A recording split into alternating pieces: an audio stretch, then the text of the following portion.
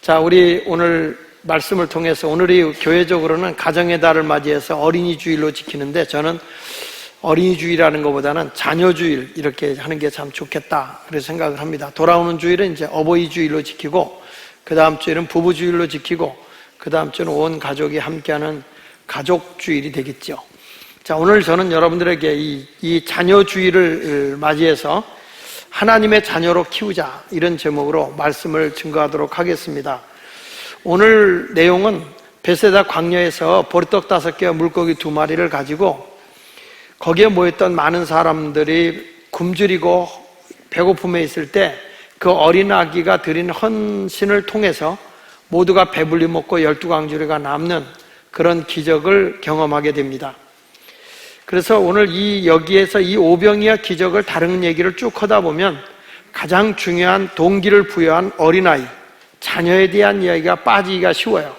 그래서 오늘 이 어린아이를 중심으로 해서 오늘은 하나님의 자녀로 키우자, 이런 제목의 말씀을 증거합니다. 첫째로, 자녀는 하나님께 드리는 예배의 자리에 나가게 키워야 된다. 하나님께 드리는 예배의 자리에 나가게 해야 된다. 자, 오늘 이 어린 아기는 어디에 가 있습니까? 이 베세다 광야에 예수님이 이 누가복음 9장 11절에 보면 하나님의 나라를 이야기하고 있었다고 그랬습니다. 그러니까 하늘의 비밀을 전하고 있는 그 자리에 예수님은 구원의 하나님이 오신 것이잖아요. 근데 그 자리에 수많은 사람들이 예수님에게 찾아와서 하나님 나라의 비밀을 듣게 되고, 뿐만 아니라 병든 자가 고침을 받게 되는데, 이 베세다 광야가 지금으로 말하면 교회, 하나님께 예배를 드리는 곳이 된 것이죠. 거기에 어린 아기가 찾아온 겁니다. 아마 이 아기는 아마 부모님을 따라 갔을 거예요. 얘가 아파서 거기 갔을 리는 없어요. 부모님을 따라서 거기 갔고, 그 먹을 것도 어머니가 줘준 거 보리떡 5개 물고기 2마리, 그거 그저 도시락 한 끼 정도 되는 것을 들고 거기에 가 있습니다. 근데 이 아이를 가볍게 여기고 무시할 수 있잖아요. 지금 물질 만능주의에 살아가고 있는 이 시대에서 살다 보면 그래도 교회 가면 이 아이들 예배를 이렇게 멸시하고 무시하는 경우가 있습니다. 왜냐하면 어른들은 아무래도 헌신하고 헌금하는 게 크잖아요. 아이들은 계속 투자해야 되잖아요. 그러니까 아이들에 대해서 방심하기가 쉽고 이렇게 아웃사이드로 이렇게 밀어놓기가 쉬운데, 진정으로 이 아이들이 미래의 소망이거든요. 그러니까 성경 말씀에도 보면 겨자씨만한 작은 믿음만 있어도 이 산을 명하여 바다로 옮겨져라 해도 옮겨진다고 말씀하고 있어요. 아이들이 하나 바로 크면 이 아이들이 미래의 나라를 바꿀 수 있는 아이들이라는 거죠. 그러니까 이 아이들이 어디서 자라야 되겠느냐는 거예요. 이 아이들이 학원에 가서 자라야 되느냐, 이 아이들이 이 주일날 돼서 어디에 놀이터에 가서 아니면 자기들이 노는 좋은 자리로 가서 있어야 되느냐가 아니라, 하늘의 놀라운 비밀을 경험하며 살기를 원한다고 하면 이들이 바로 메시아 되신 하나님 예수 그리스도 앞에 찾아 나온 것처럼 우리 자신도 어떤 사람이 되어야 되냐, 예배의 자리에 자녀들이 찾아 나와야 된다는 거예요. 이 아이가 예배의 자리에 나와서 예수님께 무엇을 원하느냐 하면, 여기 이 많은 사람에게 먹을 게 필요한데 뭐 먹을 게 있느냐, 이 안드레라는 자가 찾았는데 아이가 가지고 있는 보리떡 5개 물고기 2마리라는 거야. 이걸 아이가 예수님에게 드린 거예요. 예배라고 하는 그 속에는 헌신이 들어가거든요. 이 자리에 와서 찬송만 부르고 있는 게 아니라 시간도 드리고 내 몸도 드리고 그리고 물질도 드리고 마음도 드리고 내 탤런트도 내 재능도 하나님께 드리는 거예요. 이게 예배예요. 예배는 앉아있는 게 예배가 아니고 내 자신을 다 하나님께 드리는 게 예배예요. 그래서 성경에 고린도서 10장 31절에 말하는 걸 보면 먹든지 마시든지 무엇을 하든지 다 하나님의 영광을 위해서 하라는 거예요. 다 하나님의 영광을 위해서. 내가 호흡을 하는 것조차도 하나님께 영광이 돼야 돼요. 우리 자녀들이 어디가 있느냐, 이 자리에 와서 예배드리는 것도 하나님께 영광이 돼야 되는데, 이 아이가 거기만 가 있는 게 아니잖아요. 자기가 가장 소중한 걸 드렸잖아요. 이게 헌신이에요. 예배라고 하는 데는 반드시 헌신이 드리는 거예요. 오늘 우리가 잘 아는 그 철학자이고 과학자이고 유명한 설교가이고 또 올게니스트이기도 한 슈바이처 박사가 있습니다. 이 슈바이처 박사는 자기가 하나님 앞에 말씀을 듣는 가운데 강력하게 하나님의 음성으로 들려옵니다. 그 음성으로 들려오는 게 뭐냐면 로마서 12장 중반절에 보면 너희 몸을 하나님이 기뻐하시는 거룩한 산제물로 드리라는 거예요. 이는 하나님께 드릴 영적 예배다. 너희가 하나님께 드릴 영적 예배가 뭐냐? 너희 몸을 하나님이 기뻐하시는 거룩한 산제물로 드리는 거다. 이게 바로 예배라는 거예요. 사무엘상 15장 22절에 순종이 제사보다 낫다 그랬어요. 아무리 예배를 드려도 하나님의 말씀이 내게 오는데 순종하지 않으면 아무 소용이 없잖아요. 근데 슈바이처 박사는 이 말씀이 자기에게 굉장히 강하게 와닿은 거예요. 그럴 때 자기가 하던 일을 내려놓고 내 몸을 드려 하나님께 산제물로 드려야 되겠다, 하나님께 온전한 예배를 드려야 되겠다 생각을 해서 그가 아프리카로 수많은 사람이 반대하는데도 불구하고 아프리카에 선교사로 가게 되고 그곳에서 자기 일생을 마감 짓습니다. 한마디로 그 자리가 바로 하나님께 자기 자신의 몸을 드린, 산제물로 드린 헌신의 자리라는 거예요. 예배라고 하는 것은 여기 와서 찬송 부르고 설교 듣고 앉아있는 게 예배가 아니라, 예배라고 하는 크게 두 가지 예배가 있어요. 하나님께 은혜 받는 예배가 있고 내가 하나님께 사역으로 드리는 예배가 있어요. 이 자리에 와서 우리가 이렇게 들어서 앉아서 시간 드리고 말씀 듣잖아요. 이건 은혜 받는 예배예요. 그리고 우리가 여러 가지 사역을 하잖아요. 그거는 사역을 위한 예배예요. 생활 예배라고 그래요. 그걸 생활 예배.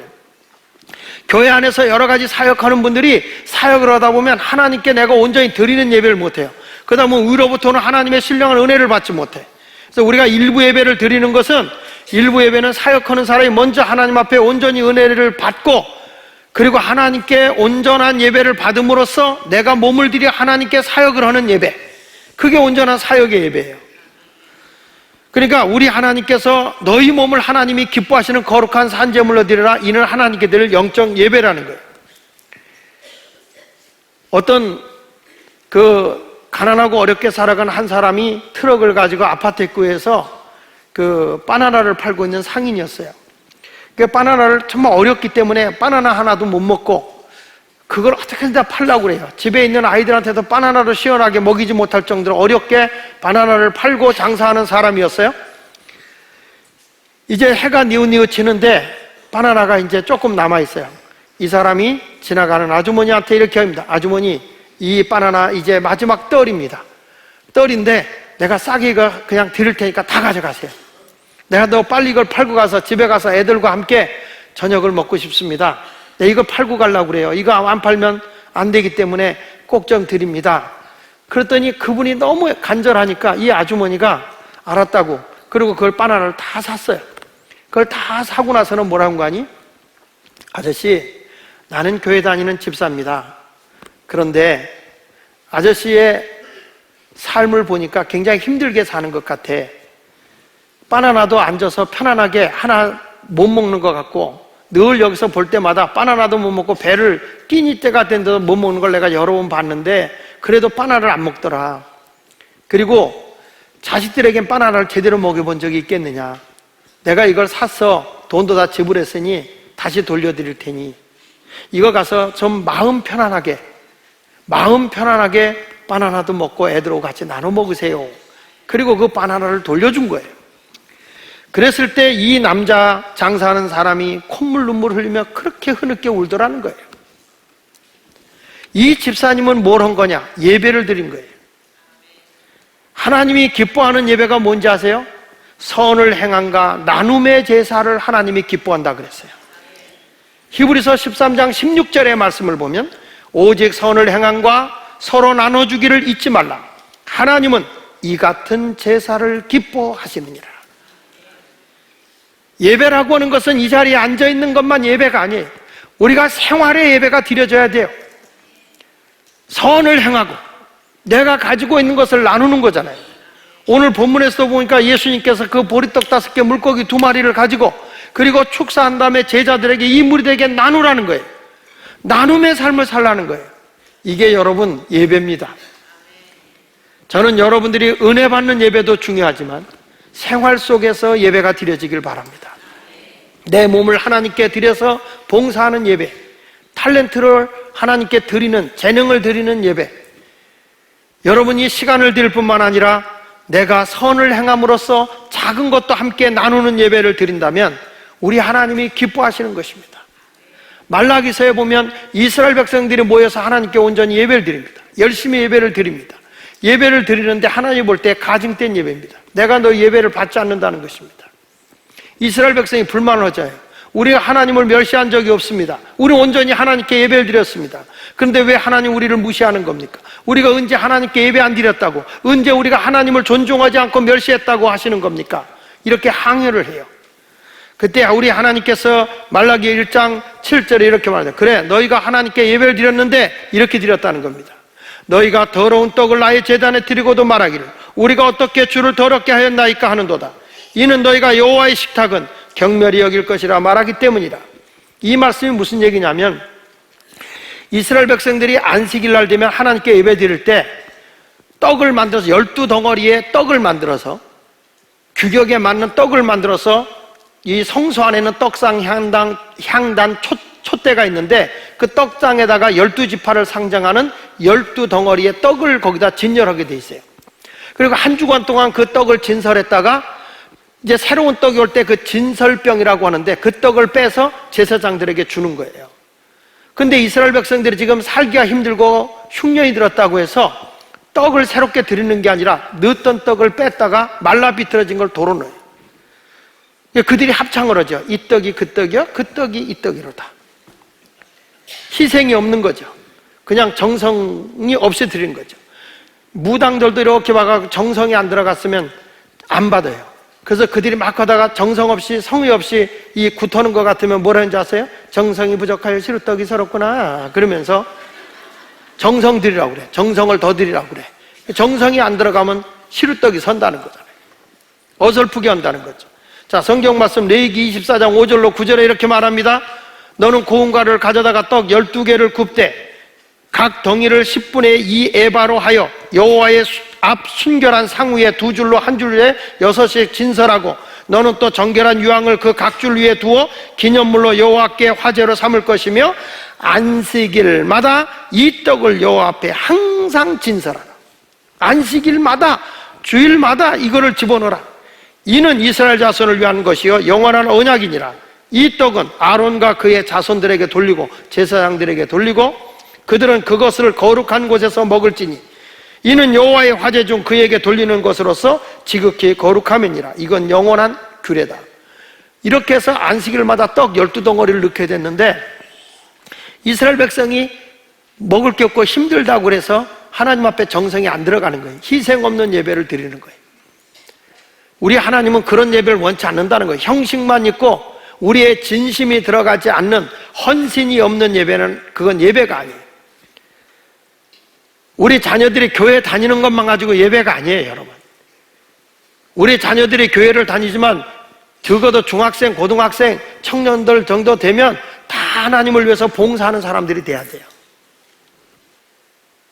그들이 진정으로 헌신된 삶을 드리는 생활의 예배가 따라가야 그게 온전한 예배인 거예요. 생활이 없다면 그건 예배가 아닌 거예요. 그러니까 이렇게 마른 떡 드리고 또 뿐만 아니라 하나님 앞에 흠이 없는 제물로 제사를 드려야 되는데 저들이 제사를 드리는데 흠이 없는 걸 드리는 게 아니라 어차피 죽여서 태워드리는 거라 그래서 눈 멀고 병들고 저는 것을 드리는 거예요. 자, 말라기 1장 8절에 보면 만군의 여호와가 이르노라 너희가 눈먼 희생 제물을 바치는 것이 어찌 악하지 아니하며 저는 것 병든 것을 드리는 것이 어찌 악하지 아니하냐. 이제 그것을 총독에게 드려보라. 그가 너를 기뻐하게 해서 너를 받아주겠느냐. 총독에게 선물을 갖다 드린다고 드리는데 눈 멀고 병들고 저는 거 드리면 받겠습니까? 살아계신 하나님 앞에 제사를 드리는데 이 제사 드리는 제사라는 뜻이 예배, 희생, 부담이라는 뜻이에요. 제사라는 뜻이. 한번 따라합시다. 예배, 희생, 부담. 이게 예배예요. 부담이 안 담겨간 건 예배가 아니에요. 그래서 새벽 예배가 이 예배보다 더 부담스럽잖아요. 그렇죠? 새벽에 일어나서 온다는 게. 그래서 새벽 기도가 응답이 빠른 거예요. 부담이 안 되는 건 아니에요. 부담이 안 되는 거는 그건 예배가 아니에요. 근데 이스라엘 백성이 많은 떡 드리고 눈 멀고 병든 거 저는 거 드리면서 하나님 우리를 불쌍히 여겨주세요 기도하니까 하나님은 내가 어찌 너희를 불쌍히 여기고 기도를 받아주겠냐는 거예요. 말라기 1장 9절에 만군의 여호와가 이르노라 너희가 나 하나님께 은혜를 구하면서 우리를 불쌍히 여기소서 하여 보라. 너희가 이같이 행하였으니 내가 너희 중 하나인들 받겠느냐? 희생이 없고 헌신이 없는데 형식적인 것만 갖고 있는데 내가 어떻게 너희 예배를 받아주겠느냐? 다시 말합니다. 우리 자녀들은요 하나님 앞에 예배를 드려야 돼요. 하나님 앞에서 생활 예배를 드려야 돼요. 은혜를 받는 것은 하나님께로부터 주어지는 거지만 생활 예배는 하나님께로부터 상과 복을 받는 시간이에요. 그래서 우리가 그 시간을 드려야 돼요. 온전히 헌신된 삶을 살아야 할 줄로 믿습니다. 우리 자녀들 어디다 키우겠습니까? 세상적으로 키워서 아무 소용없어요. 하나님 앞에 예배 드리는 자리에 나올 수 있는 자녀로 키우기를 축복합니다. 두 번째 가서는 봉사하는 자녀로 키워야 됩니다. 따라합시다. 봉사하는 자녀로 키우자. 자녀들이 왜 그렇게 열심히 수고하면서 돈 벌고 애쓰게 살아가고 왜 그렇게 공부를 열심히 시킵니까? 그 이유는 나눔의 삶을 위해서예요. 여기 이 어린아기가요 자기가 가지고 있는 거를 예수님에게 내놨다? 아마 이 아이가 엄마가 움켜쥐는 거, 아버지가 움켜쥐는 거, 가지려고만 하는 것만 봤다면 결코 우리 주님은 이 아이가 주님 앞에 보리떡 5개 물고기 2마리 드는 걸 받을 수가 없었을 거예요. 근데 이 아이는 어려서부터 엄마 아버지가 하는 걸 다 봤을 거예요. 여기 성경 말씀 요한복음 6장 10절로 13절에 보면 예수께서 이르시되 이 사람들로 앉게 하라 하시니 그곳에 잔디가 많은지라 사람들이 앉으니 수가 5,000명쯤 되더라. 예수께서 떡을 가져 축사하신 후에 앉아있는 자들에게 나눠주셨어요. 어린아기가 자기 것을 나눠서 드렸어요. 그런데 예수님은 그걸 가지고 기도한 다음에 모든 사람에게 나눴어요. 작은 것을 나눴는데 기적이 일어났어요. 거기에 앉은 사람들 보세요. 그 자리에 왔던 사람들의 잔디에 앉았다는 게 뭐죠? 첫째, 쉼을 줬다는 거예요. 저들이 배고팠는데 저들에게 양식을 줬는데 배불리 먹고 12광주리가 남았어요. 세상은 어느 때 행복한지 아세요? 나눌 때 행복한 거예요. 나 하나만 움켜쥐고 살 때는 가진 자만 행복할지 모르지만 없는 자는 불행한 거예요. 그런데 작은 것은 나눌 때 행복하는 거예요. 우리가 어저께 꿈을 먹고 살지 우리 성도들이 작게 이렇게 후원을 해주셔서 이 아이들, 어른들 많이 이렇게 후원을 해서 하루를 즐겁게 아이들을 섬겼어요. 봉사하면서. 근데 여기 온 사람들이 얼마나 나눔으로 행복을 누립니까? 어제 멀리서 온 사람, 이 소문 듣고 멀리서 온 사람 하고 물어보니까 진주에서 온 사람이 제일 멀었더라. 진주. 또 이 주변에서 우리가 이거 하는 바람에 재밌게 하는 데도 많이 있었어요. 근데 거기 갔다가 또 오는 애들이 여기가 제일 재밌고 좋아. 여기는 진심으로 사랑하는 마음으로 섬기니까 애들이 참 좋아하더라고요. 여러분 우리가 가지고 있는 거 조금 나눴어요. 그런데 모든 사람들이 다 행복해하고 만족해요. 부모님들은 돈을 쓰지 않아도 돼요. 더군다나 주변에 있는 상권들이 많이 행복해했어요. 행복해하고 좋아했어요. 우리의 수고가 주변에서 모두가 나눔으로써 만족하게 사는 거예요. 그러니까 이들이 나누고도 얼마를 거뒀느냐? 12바구니를 거뒀다는 것입니다. 이 어린아이가 보리떡 5개 물고기 넣은 거는 강제로 뺏은 거 아닙니다. 자발적으로 한 거예요. 봉사는 내 마음이 우러나와서 자발적으로 하는 겁니다. 인색한 생활로 하는 게 아닙니다. 사랑하는 여러분, 오늘 이 아이는 자기가 간직하고 아꼈던 것을 예수님에게 나눠드렸어요. 이것이 사랑의 봉사인 줄로 믿습니다. 내가 자그마한 친절로 봉사를 한번 베풀어 보세요. 그것이 얼마나 크게 나에게 행복을 오는지 아십니까? 이런 어떤 아주머니가 미국의 그 필라델피아에서 비가 막 갑자기 쏟아지는 거예요. 허스러운 옷을 입은 할머니가 가구점 고객이 책 밑에서 요리 갔다 저리 갔다 가구를 보면서 비를 피해서 있는 겁니다. 근데 가구점 아주머니들이 거기 안에서 막 수다를 떨고 가구점에 있는 사람들이 얘기하고 있는데 할머니가 자꾸 가구를 보면서 이리 갔다 저리 갔다 한단 말이에요. 비를 피해서. 그러니까 이 주인이 나와서 할머니 무슨 가구 살라고 그러십니까? 아니요, 가구를 살라고 하는 건 아니고요. 지금 내가 비가 와서 잠깐 피했는데 지금 그 차가 올 거예요. 그래서 차를 지금 기다리고 있는 중이에요. 그랬더니 주인이, 가구점 주인이 아유, 할머니 그러지 마시고요. 가구 안 사도 괜찮아요. 들어오세요. 추우신데 들어오세요. 차는 몇 번이 오시는데요? 아니요, 차 번호는 이런 번호입니다. 아, 그래요? 그러면 제가 차가 오면 제가 알려드릴 테니까 그냥 들어가세요. 여기서 앉아 계세요. 그리고 뜨끈뜨끈한 차를 대접하면서 회전 의자, 편안한 의자에 앉혀드렸어요. 아, 이 할머니 너무 고마워서 미안해서 어쩌나 옷도 허스름한 옷을 입었는데 주인이 그렇게 친절하게 베풀어 준 거예요. 아, 조금 있다가 차가 왔어요. 할머니 차가 왔습니다. 그리고 우산을 받쳐서 차에 태워서 보내드렸어요. 그리고 며칠 후에 편지 한 통이 날라왔어요. 그 편지는 누구한테 왔느냐? 강철왕 앤드류 카네기라고 하는 사람한테 편지가 날라왔어요. 그 편지는 뭐냐면 우리 어머니를 비가 오는 그 길에서 그렇게 편안하게 친절하게 대해줘서 고맙습니다. 어머니의 간청입니다. 우리가 회사를 크게 졌는데 그 회사의 새로운 가구는 딴 데서 하지 말고 반드시 나를 친절하게 대해준 그 집에서 가구를 사라. 그래가지고 수만 불의 가구를 샀다는 거예요. 여러분, 한 번 친절이 수만 불이 들어와요. 우리가 그걸 바라보고 하는 건 아니지만 우리가 친절을 베푼다고 하는 이 자체가 봉사라는 거예요. 그것이 없으면 안 됩니다. 참된 진정한 사랑이 뭔지 아십니까? 그들의 마음을 움직일 수 있는 그런 마음이 있어야 되는 거죠. 사랑 가운데 가장 위대한 사랑은 터치라는 것입니다. 터치. 말만이 아니라 사랑이 담긴 본사로 봉사를 통해서 다른 사람의 마음을 사로잡을 수 있는 터치. 이런 터치가 있을 때 사람의 인생은 바뀌어진다는 거예요. 성경에 보면 우리가 봉사를 할 때 막 사람의 마음도 기쁘게 하지만 하나님도 기쁘게 하는 거거든요. 성경에 한 과부, 가난한 과부가 있어요. 부자들도 연보를 드려요. 근데 이 한 과부가 자기의 있는 헌금을 하나님께 드립니다. 예수님이 그걸 보고 계셨어요. 그때 누가복음 21장 4절에 이렇게 말하죠. 저들은 그 풍족한 중에 헌금을 넣었거냐 이 과부는 가난한 중에서 자기가 가지고 있는 생활비 전부를 넣었느니라. 우리 주님은 액수를 보고 있는 게 아니라 그의 진심이 드려지는 것, 그런 봉사를 주님이 원하는 것입니다. 여러분, 이렇게 하나님의 마음까지도 움직일 수 있는 봉사가 터치예요. 우리 자녀들을 마음으로 움직일 수 있는 게 뭐냐? 사랑을 가지고 그를 만져주는 거예요.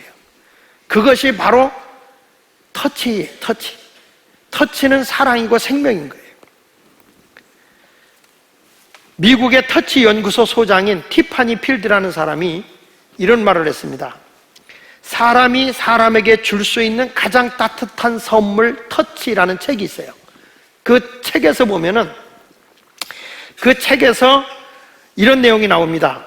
이 파푸아 뉴기니라는 그 나라죠. 조그만 나라예요. 태평양 남서부의 섬으로 있는 나라인데 전 인구가 670만 명이에요. 670만 명인데 이 나라는 두 족이 살고 있는데 하나는 아라페시족이 살고 있고 하나는 문두구모족이 살고 있어요. 근데 특이한 것이 아라페시족은 사람의 성품이 온순하고 평화를 사랑하는 족이에요. 아주 마음이 온순하고 그리고 다투기를 싫어하고 평화를 사랑하는 족속이에요. 반면에 문두구모족은 굉장히 거칠고 난폭하고 사람을 해코지를 잘해요. 자, 이 이유가 뭘까? 그래서 유심히 이 티파니 필드라는 사람이 연구를 한 거예요. 그 연구를 해서 그 책에서 사람이 사람에게 줄 수 있는 가장 따뜻한 선물은 터치다라고 하는 글을 썼는데, 이 아라페시족의 어머니들은 아이를 꼭 자기 가슴에다 안고 이렇게 안고서 일을 가도 안고 하고 일을 해도 안고 오는 거예요. 항상 엄마와 아이의 이 살이 닿도록, 가슴이 닿도록 늘 안고 그렇게 아이를 키우는 거예요. 반면에 문두구모족은 아이를 이렇게 바구니 같은 데다가 안고 뒤에다 들려놓고 해서 엄마와 이 살이 닿질 않아. 그렇게 키웠다는 거예요. 그 결과가 두 부족 차이인데 한마디로 이 한족은 성품이 온유하고 평화를 사랑한 거는 터치 사역, 부모와 계속 살이 닿다는 것이고, 한 아이는 엄마가 보지만은 이 살이 닿지 않도록 그냥 메고 있었다는 거죠. 메고 광주리 안에다가. 그러다 보니까 그 아이는 성품도 거칠고 평화를 파괴하는 사람이 됐다는 것입니다. 그분이 주장하는 것은 터치는 생명이고 사랑이고 건강이라는 거예요. 이 엄마나 아버지가요, 아이들 어렸을 때 자꾸 그 아이를 터치를 해줘야 된다는 거예요. 그럴 때 그 아이의 마음이 치유가 된다는 거예요. 온순한 아이가 된다는 거예요. 할머니가 보니까, 할아버지가 보니까 이게 아니라 엄마나 아버지는 자꾸 아이를 안아줘야 된다는 거예요. 아프리카의 한 고아원에서 알 수 없는 병으로 아이들이 자꾸 죽어나가더라는 거예요. 그래서 그 원인을 연구하고 찾아봤는데 병으로 죽는 건 하나도 없더라는 거예요. 그 이유를 알고 보니까 고아원에서 아이들을 먹이고 재우는 건 하는데 사랑이 없더라는 거예요. 그 사랑이 없으니까 아이들이 사랑을 받지 못해서 죽더라는 거예요. 그래서 의사들의 처방이 뭐였냐면 하루에 3번씩 안아주고 입을 맞추고 사랑을 표현해 주라고 그렇게 처방전을 내렸다는 것입니다.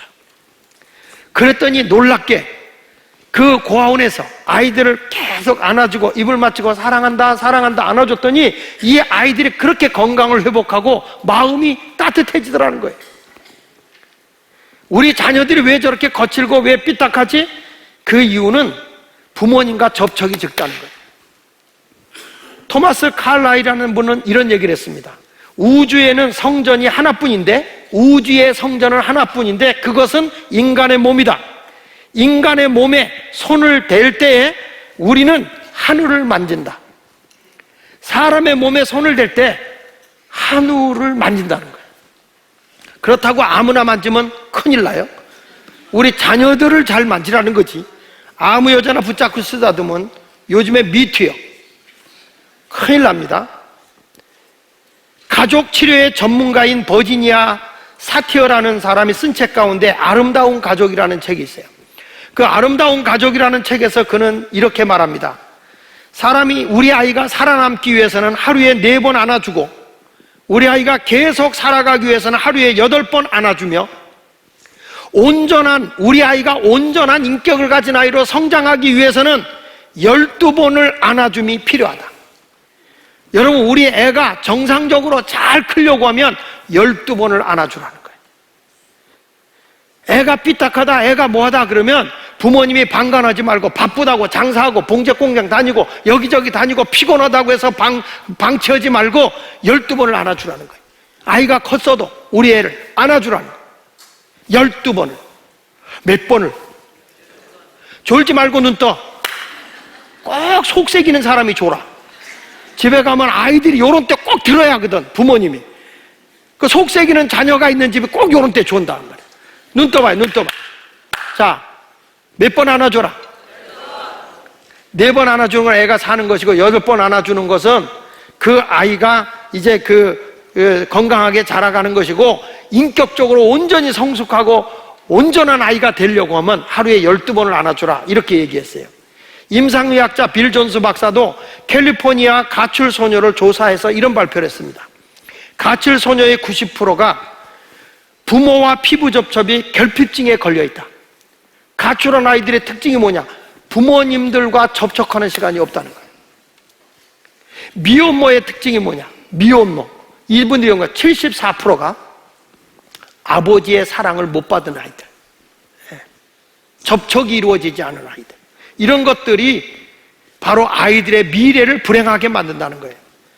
그래서 심리학에서는 이런 얘기를 합니다. 한번 따라서 해봅시다. 피부는, 크게 하세요. 피부는 겉으로 드러난 뇌다. 피부는 겉으로 드러난 뇌라는 거예요. 그래서 우리가 자꾸 피부를 그 아이와 접촉을 가까이 해주고, 부모님이 옛날 그 어른들은 그랬잖아요.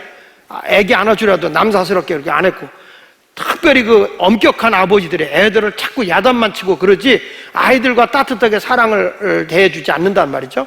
그런 것들은 안 된다는 거예요. 피곤하니까 와서 애가 막 놀자고 그래도 안 놀아준다는 거죠. 근데 이래서는 안 된다는 거예요. 사우스 캐롤라이나 주립대학 의과대학에서 이 미숙아로 출생한 아이들 있잖아요. 미숙아로 출생해가지고 이제 인큐베이터에 들어간 아이들을 이제 이 실험을 해봤습니다. 실험을 했는데 A그룹, B그룹으로 나눠서 A그룹은 매일 15분씩 4번씩 피부 접촉을 하고 수유를 그 아이의 수유를 70%만 먹였대요. 70%. 그러니까 적게 먹인 거죠.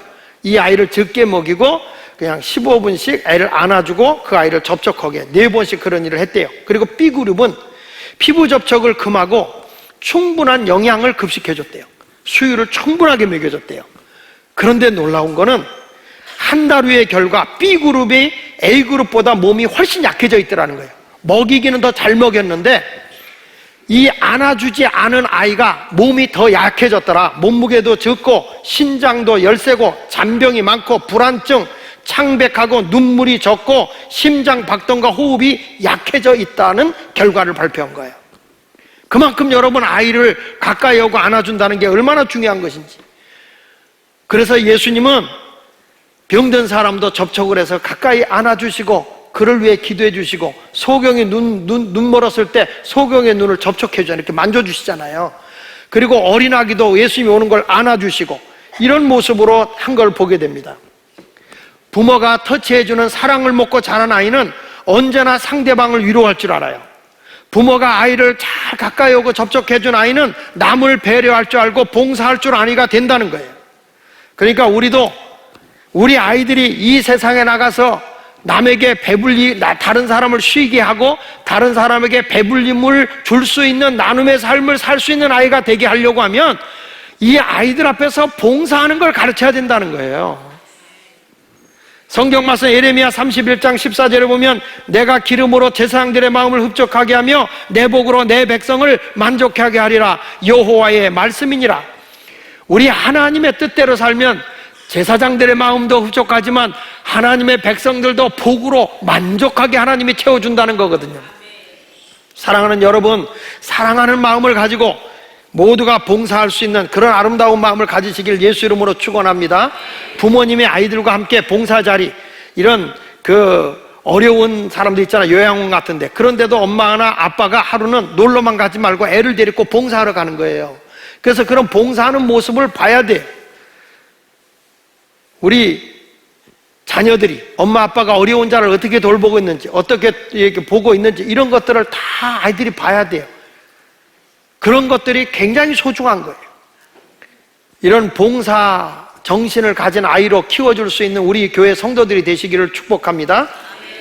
이 봉사는요 무조건 해야 돼. 한번 따라합시다. 봉사는 무조건 해야 된다.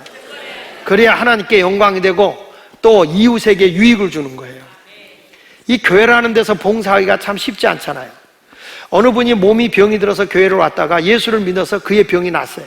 하나님의 은혜를 너무 크게 받은 거야. 너무 고마워서 하나님의 은혜로 내 병이 나았는데 교회에서 내가 뭘 하지? 뭘 하나 좀 하고 싶은데, 그래서 자기가 학교 다닐 때 꽃꽂이를 배운 거예요.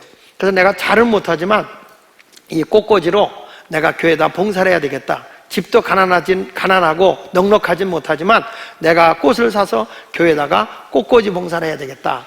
그래가지고 꽃꽂이 봉사를 안 하는 교회에 있으니까 꽃꽂이 봉사를 하기 시작을 했어요. 야, 꽃꽂이를 하는 이 봉사하는 그 집사를 보고, 이제 집사가 아니지 그때는, 얼마 안 됐는데 사람들이 주변에서 그렇게 쑥덕거리고 말이 많은 거예요. 교회처럼 말 많은 데가 없잖아요. 하나님이 말씀으로 자식을 나눠가지고 지독하게 말이 많아. 사람들이 뭐라고 얘기하는지 꽃꽂이를 해놓고 나니까 개뿔도 없는 것이 있는 척 한다며 막 비웃는 거예요. 그러니까 또 옆에 그 얘기 듣는 사람이 잘하지도 못하면서 말이야, 내가 발로 해도 야 저보다는 낫겠다 또 이러는 거예요. 그러니까 또 옆에 있는 사람이 다 목사님께 잘 보이려고 여우짓 하는 거예요. 이런 소리를 자그마치 4년을 듣는 거야. 4년을. 이 사람은. 그래도 이분은 하나님께 은혜를 받았잖아요. 자기가 병도 고침받았잖아요. 그래서 자기는 누가 뭐래도 옆에서 뭐라고 수군거려도 알아주지 않아도 내가 하나님께 은혜로 병이 고침받았으니까 감사함으로 해야 되겠다 하고 변하지 않고 4년 동안을 한 거예요. 그런데 너무 말이 많으니까 나 때문에 교회가 시끄러우니 또 나 때문에 목사님의 목회에 누가 되니 차라리 내가 조용히 떠나는 게 좋겠구나. 그렇게 생각해서 교회를 떠나려고 마음을 먹고 있었어요. 그러면서 동시에 교회에 부흥회가 열렸어요. 부흥회가 열렸는데 부흥 강사가 설교를 하는데 어쩌면 자기 보고 하는 것 같더라는 거예요. 이분이 설교를 하는데 어떻게 설교하냐면 여러분은 교회 봉사를 은혜로 하는 겁니까? 칭찬 들으려고 하는 겁니까? 여러분 하나님의 은혜에 감사해서 봉사하는 겁니까? 아니면 사람을 보고 하는 겁니까? 하나님의 은혜가 감사했으면 사람이 알아주던 안 알아주던 수군거리던 뒤에서 수석거리던 그런 거 상관하지 말고 하나님만 바라보고 해야 되는 거 아닙니까? 아니, 이렇게 사람이 많다고 하나님의 은혜를 뒷바라지하고 뒤로 물러나는 것이 그게 무슨 하나님의 은혜입니까?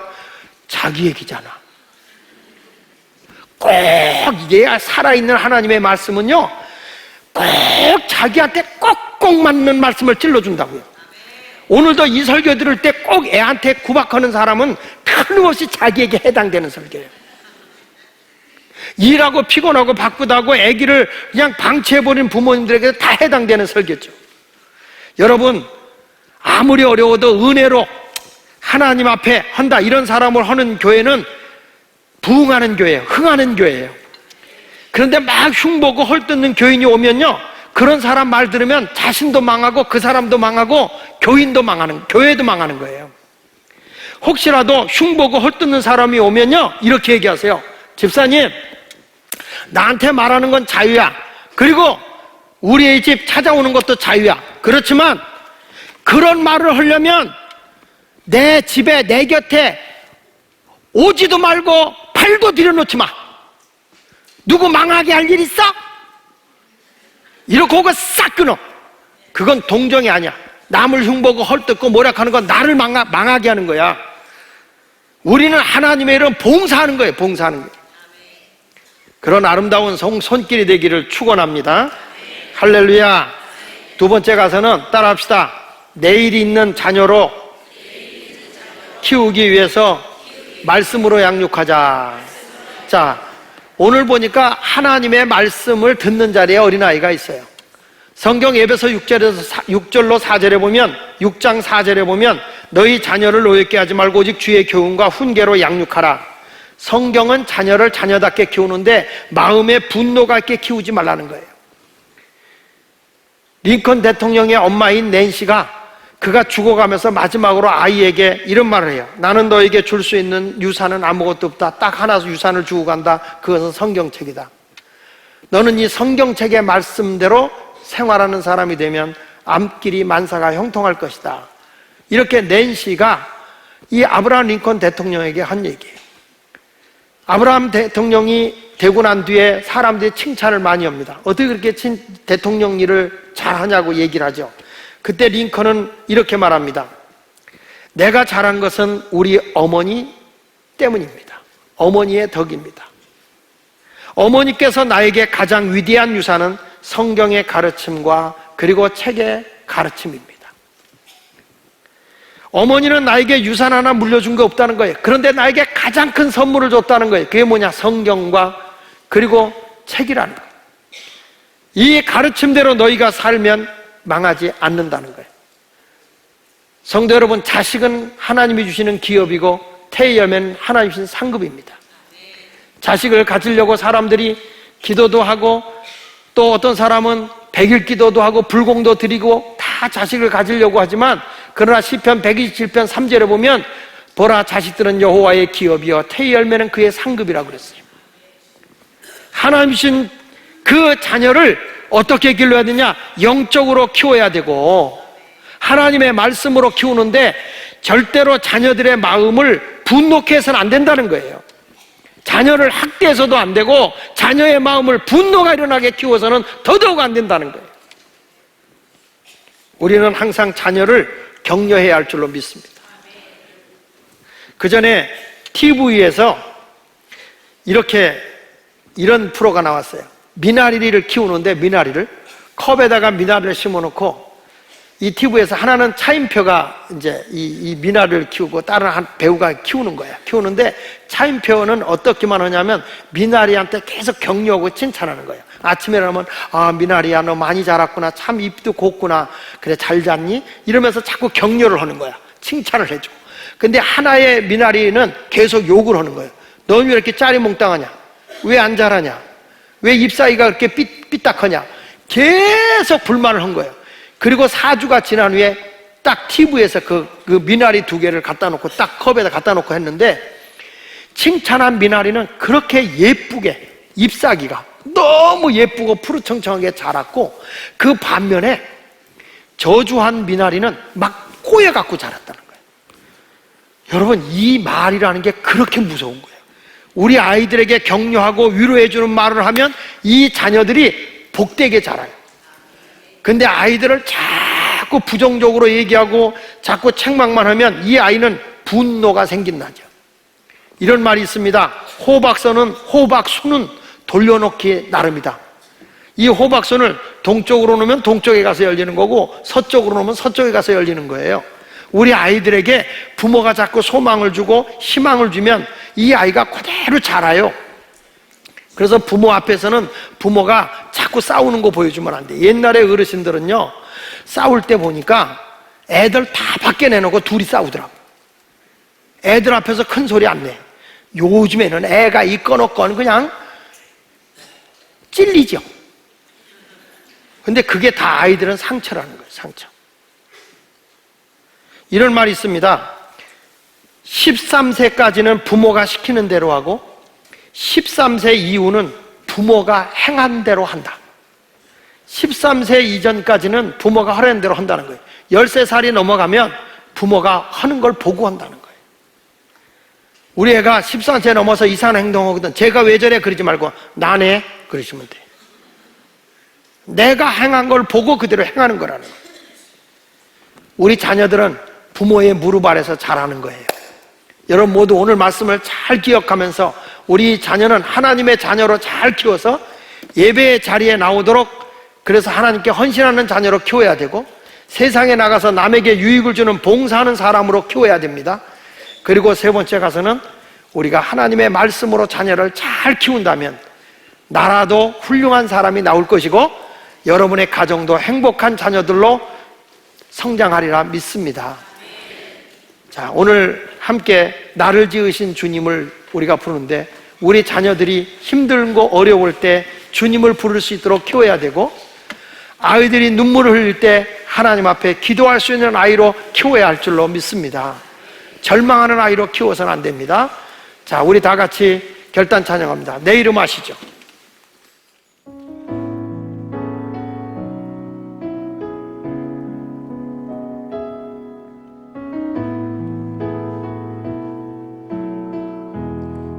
나를 지으신 주님, 나를 지으신 주님, 내 안에 계셔.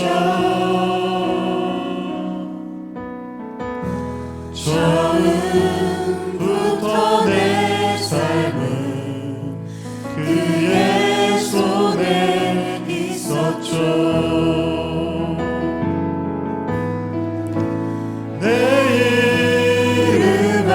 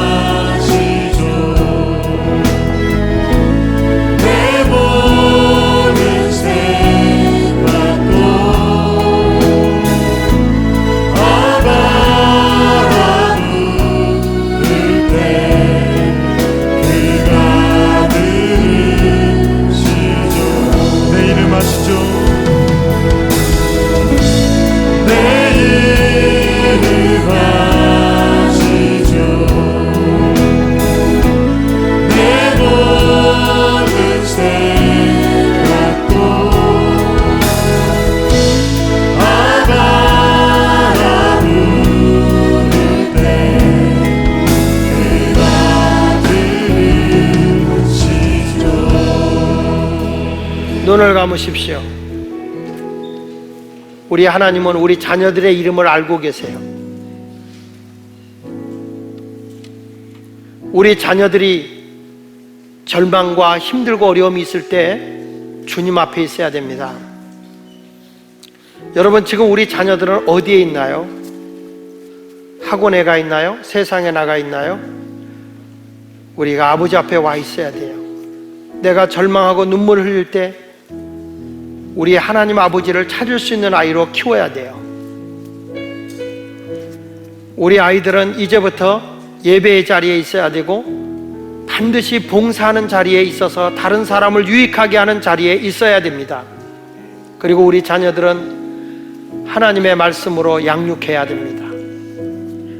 아직도 우리 자녀들이 하나님의 전을 찾아 나오지 않는다면, 우리 가족이 아직도 예수를 믿지 않는다면 우리 다 같이 시간 한음성으로 기도하겠습니다. 하나님, 우리 자녀 주님 앞에 나오게 하여 주시옵소서. 아버지 앞에 자라게 하여 주옵소서. 다 같이 기도합니다. 할렐루야. 사랑의 하나님 아버지,